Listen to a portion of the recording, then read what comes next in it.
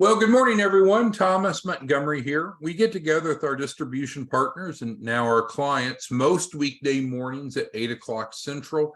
We will not have trainings on Tuesday or Thursday of this week because we're traveling. We're doing some workshops out in the field with a couple of you. But today we have a really good topic, and I sent this out to each of you this morning as a reminder. You should see it on my shared screen now. And the topic, kind of a funny title, is Study for the Test. So the backdrop of this is really nothing has changed from back when we were in school, college, graduate school, or even high school. I used to be a high school teacher, and I became a teacher later in my career. So I wasn't a fresh graduate. So I had a fair amount of business experience before I started teaching high school business. And I taught a couple different courses, a full-time teacher. But I always remember that the students, they didn't really care much what we were talking about in class. They just wanted to know, is it on the test? Mr. Montgomery, is it on the test? And if it was on the test, they'd take notes, they'd pay attention. If not, they didn't care. And so while I didn't necessarily appreciate that approach, maybe there's something to learn from those young, bright minds as you and I are helping entrepreneurs. Because if the goal is to get funding, we probably need to know what's on the test. So that's what we're going to cover today, is what is on the funding test. Because we've covered this before. You're going to run in, many of you are our branch managers, if you're not, we encourage you to become one. But as a distribution partner, you and I are out there, we're helping small businesses improve their financial literacy, improve their credit, and increase access to capital. But the problem is there's a whole lot of people that are somewhat ignorant, financially illiterate. They just want the end result. I just want $1 million, or I just want $100,000. I just want it. I need it. I demand it. Well, let's back up a little bit and let's talk about what makes that a realistic goal. There is the funding test, and what's on the funding test is summarized as the 3 C's. Now, are there more than 3 C's? There are. There are actually more than 3 C's, but we're going to keep it simple, and you and I are going to focus on helping entrepreneurs, small business owners, individuals with the 3 C's. So what we know is that lenders are going to grade individuals that are wanting funding based upon their qualifications for a loan using the 3 C's. So what are the 3 C's? And again, there's other C's, but we'll stick with these 3 for simplicity. Credit, collateral, and capacity. Well, what do you think that a lender might want to know? What might be on the lender's funding test? Well, they might look at the applicant's credit. How does your credit look? What that means specifically is not only what is the applicant's score, but how does their profile look? Now, we're going to talk about things that you and I can do to help people, but we're starting out with what's on the test. What's on the test? So what's on the test are the 3 C's: the applicant's credit in terms of score and profile, the applicant's collateral. Do they have assets to pledge? And why does that matter? Well, lenders are exposed, especially for working capital loans. Once they wire the money over to the borrower, then the money is gone from the bank. It's in the borrower's hands, and most likely the borrower will spend it over time. Otherwise, they wouldn't have borrowed it. Well, when it comes to repayment, what if the borrower doesn't repay as agreed? Collateral is that assurance that mitigates the risk to the lender that they can at least recoup part of the loan proceeds. And then capacity, sometimes called cash flow. Does the applicant have the wherewithal, the ability to pay the loan back? So if we're thinking about helping people get funding, we need to consider helping them study for the test. And the great thing is we know what's on the test. It's the 3 C's. Now let's advance a bit and talk about what it is that you and I can do to help people pass the test. So we talked about what's on the test. Now we're going to talk about how we help them pass the test. It's like you and I have a study group or a mentoring service. So we're going to help people pass the funding test. Well, we're going to help them pass the credit portion. The credit portion, we're going to help them pass because we offer them the free. How much is it free? The free credit sweep. What is the credit sweep? That's where we're going through and removing derogatory or negative items. We're also going to help them with the credit boost. What is the credit boost? Credit boost is where we help them add new trade lines. Because how do we get a high credit score? And how do we have a good credit profile? It's based upon the absence of negative and the presence of positive. So we don't have illustrations that we don't do what we promise to do. And we do have illustrations on our credit report that we do what we promise to do to pay back loans, extensions of credit. So great. So we've got the first one checked. We got that covered. How in the world can you and I help people with collateral? That doesn't even make sense. Well, it does, because we're going to transfer to them real assets, not pretend, not wink, wink, not, okay, you say you've got it, but you really don't. We will literally transfer assets to clients so they can put it on their financials, and now they have collateral to pledge. Wow. Okay. So we got 2 of the 3 C's checked. What about that third C, capacity? Absolutely, because without it, we could still run into problems of getting funding. So what do you and I do in helping individuals? We help them have the documentation that's needed to show that they can afford the loan, right? Legally, ethically. And we're going to turn around and help them increase their cash flow. You might say, well, how are we going to do that? How are we going to give them cash flow? Well, these assets that we're giving them, not selling them, giving them for free, we're going to turn around and help them liquidate those assets and turn it into cash. And we just launched recently our new liquidation 2.0, which has been hyper successful. Not our topic today. All right, so our topic today is studying for the test. We're talking about the funding test. You and I know what's on the test. Not everyone does. So that's a financial literacy, a teaching moment, if you will. And then not only do we know what's on the test, then we can help them. And this is how. Scroll on down. Well, the question might be asked, well, how much does it cost to get help? Well, what clients really like about our approach is that they pay for results versus promises.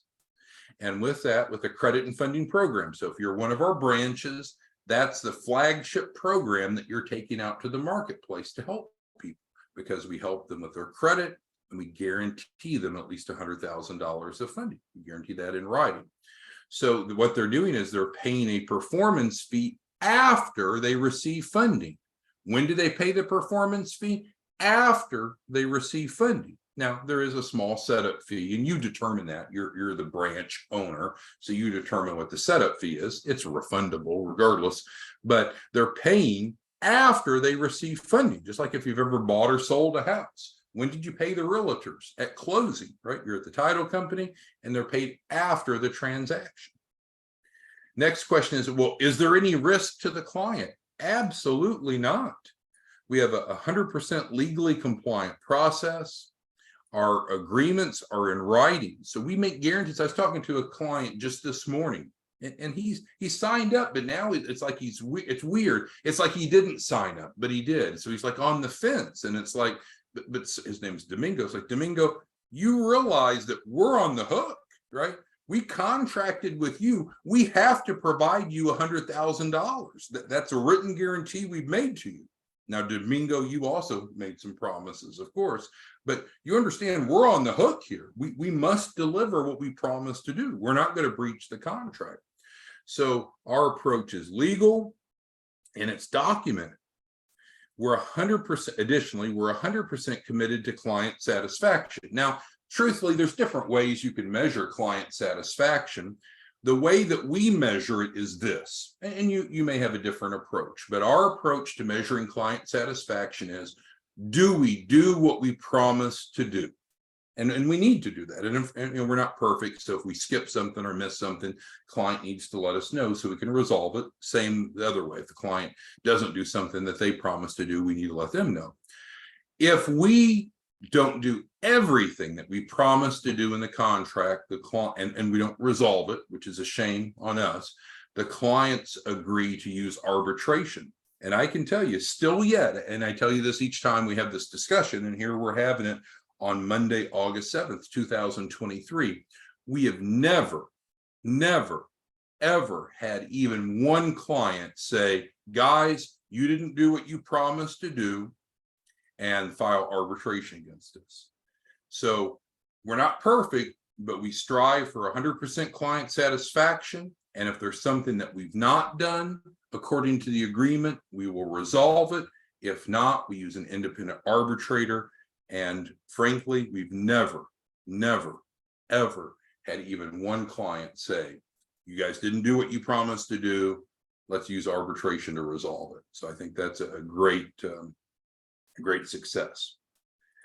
Now, as you know, you can get paid to help people pass the funding test. Remember, because we're playing on words a little bit about studying for the test. Well, what test are we studying for? We're studying for the funding test. We know what's on the test, and we know how you and I can help them. But it's not asking you to be a volunteer, right? As a branch owner, we're able to work with you to help anyone get a minimum of 100,000. Sometimes I'll be talking to some of our branches and they'll say, oh, so we can get someone up to 100,000. That's incorrect. Our promise, the grant that we applied for, that we received, is conditional upon us working with clients and getting them at least 100,000. So that's why it says 100,000, 100,000 or more. Now, they could use that for whatever they want, but typically it's intended to start or grow a business. So you could be one of our distribution partners, we call branches. Is it get rich quick? Absolutely not.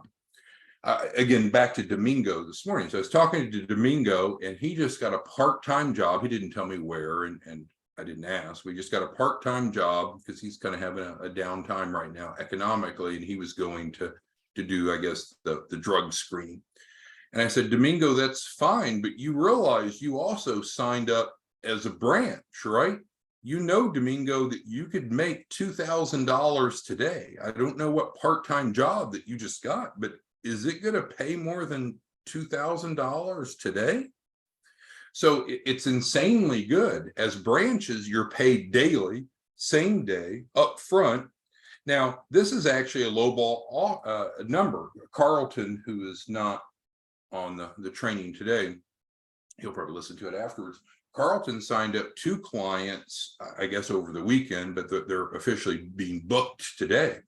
He charges $2,500 a client, not $1999.99. So Carlton literally made $5,000, from the best of my knowledge, already this morning. As of 8:13 a.m., he's already made $5,000 today as a branch. Think about that. There's a lot of people that don't make $5,000 in a week. Some people don't even make $5,000 in a month. And Carlton made it this morning. All of our branches should be making at least, we'll round off, $2,000 a day. Again, not get rich quick, maybe not even life-changing. Maybe that's an insult based upon the value of your time.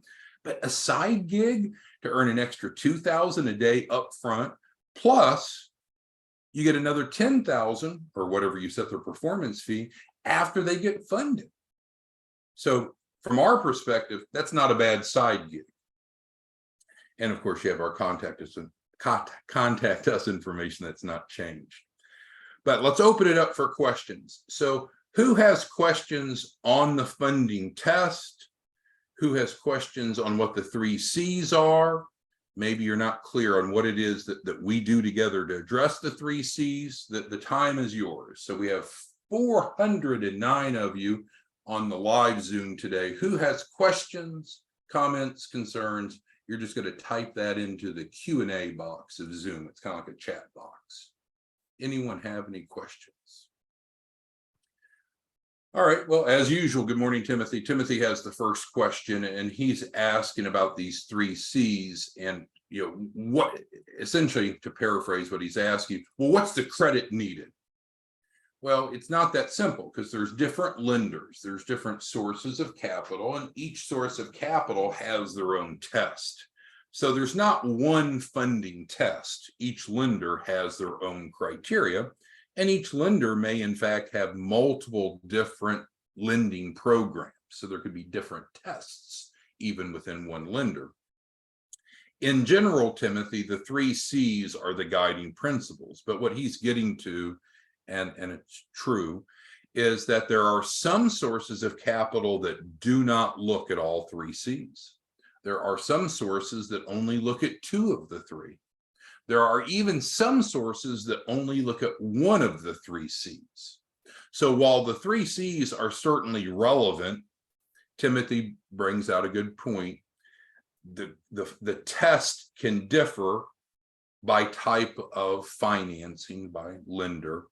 And it's not true to say that all 3 C's are always needed. But for traditional business loans, the 3 C's are needed. But he's right, there can be some exceptions. There are some exceptions whereby a client could have some portion of this, not all of this, and still get funded. So that is correct. All right, Andrea asked how to take the test. Well, what you're going to do to take the test is you're going to have a client enroll in the credit and funding program. And when a client enrolls in the credit and funding program, we're going to go through and assess them on their 3 C's. That's something that you as a branch and us will do directly. And then we'll communicate and coordinate amongst ourselves, because as a branch, you're the interface, you're the sole communicator with your clients. So the way that each client, small business owner, would take the funding test is by enrolling, and then we assess their 3 C's, and then we work with them to make improvement as needed, and we guarantee them a minimum of $100,000. All right, so that is a good question. Andrea, Pauline's asking about for affiliates. And so we have really 3 types of referral partners. We have affiliates. Affiliates refer in, get paid, do nothing else. So that's the most passive, not meaning negatively, but that's the most passive level of involvement. For quite a while, we had small business consultants. Anyone that did not maintain their production standards, their small business consultant license has elapsed, and we've offered them to switch over to be a branch. And the branch is really our focus going forward. The difference with the branch is, and we've had separate training on this, but the branches are really the face of the initiative. They go out to the marketplace under their own branding, under their own labeling, their own umbrella. They control the client's agreements in terms of pricing and terms and conditions, and branches are the interface with the clients. We do a 50-50 revenue split with the branches. So back to Pauline's question, this concept is true whether you work with us or you don't work with us, regardless of capacity. In terms of how we go about helping clients, we certainly do, whether you're an affiliate or a branch, focus on the credit and funding program. But it is true that the comp is different. This is the typical compensation for our branches. Thank you, Pauline, for that question. Khalif asked about the performance fee. I don't know why that's still highlighted. It doesn't seem like that should be. But regardless, he's asking about the performance fee.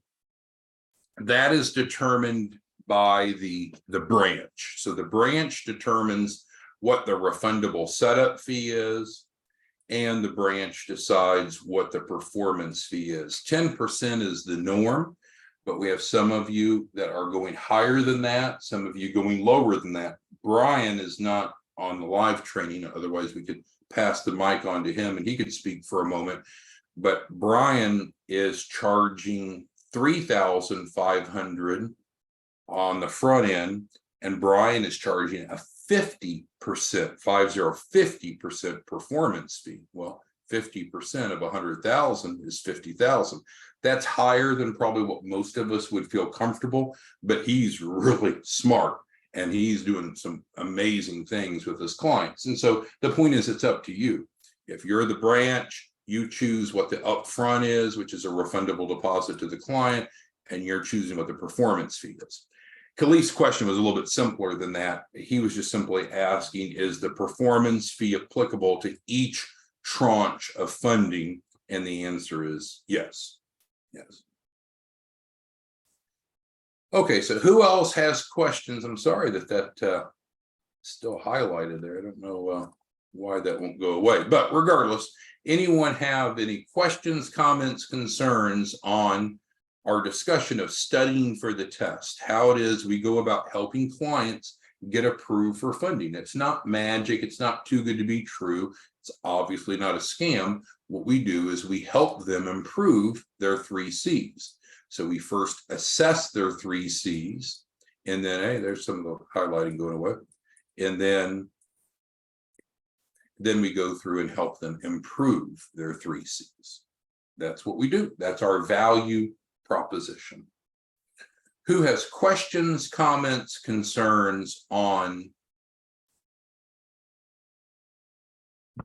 the 3 C's, the role of the branch, how you get paid, how you get clients? I know many of you are branches and we have you on the round robin, so we're distributing leads on a steady basis. So a number of you have already gotten leads today that we had received last night, overnight. So we're here to help you, and that's where the contact us comes into play. So if there's something that you need assistance with, you need to let us know. Otherwise, we don't know that there's an issue.